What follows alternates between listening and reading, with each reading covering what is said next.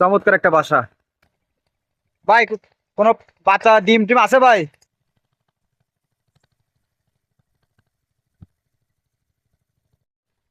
দর্শক, আমি এখন এই গাছে উঠবো। ভাই, তোমার ভয় লাগতেছে না? ভাই, আমি ওই জায়গাটাতে গেছিলাম, আসলে কিছু পাইনি। পাখিদের বাসস্থান অর্থাৎ থাকার মতো সুন্দর একটা পরিবেশ। বট গাছের পাকা ফল, এই পাকা ফলগুলো মূলত পাখিদের খুব পছন্দের খাবার। পাখিরা এই বট গাছের ফলগুলো খুব পছন্দ করে খায়। বিশেষ করে এই সময়টাতে পাখিদের আহ যে খাবারের চাহিদাটা থাকে, মূলত ওরা এই বট গাছের ফল খেয়ে ওদের চাহিদাটা পূরণ করে। এই বট গাছটাতে প্রচুর পরিমাণে পাকা ফল হয়েছে, আর সেই ফলগুলো পাখিরাই খাচ্ছে। এই গাছটাতে অনেক পাখিরা বসবাস করে। এই যে দেখেন, তার নমুনা দেখেন। এই যে পাখিরা যে এখানে পায়খানা করেছে, এই যে খেয়ে খেয়ে ফেলছে দেখেন। এই যে দেখেন, চারি পাঁচটা পাখিরা খাই ফেলছে। প্রচুর পরিমাণে পাকা ফল এই গাছটাতে, পাকিয়ে গেছে পুরো সব ফল।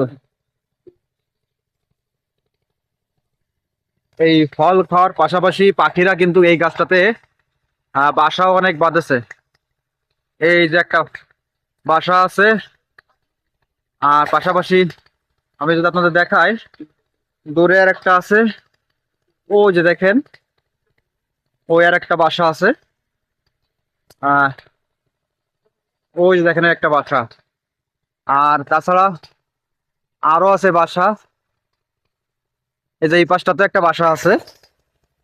ওই যে দেখেন, ওই একটা বাসা।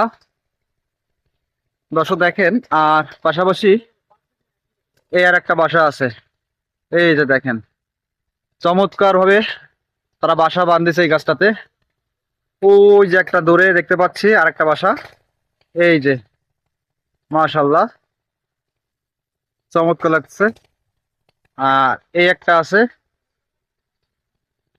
এই জায়গাটাতে একটা আছে বাসা। এই যে দেখেন, এই যে আর একটা বাসা পেয়ে গেছে দর্শক। তার মানে এই জায়গাটা, এই গাছটাতে অনেক বাসা আছে, প্রায় 15-20টা বাসা আছে।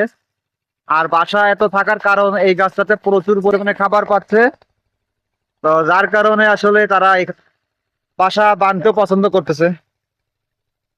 পুরো পাইকে লাল টকটক হয়ে গেছে, দেখেন কত সুন্দর লাগতেছে, অনেক সুন্দর লাগতেছে। পাখিদের পছন্দের যে খাবার, সেই খাবারের পাশাপাশি তারা এই জায়গাটাতে বাসাও বানিয়ে থাকতেছে। আমরা দেখতে পাচ্ছি একটা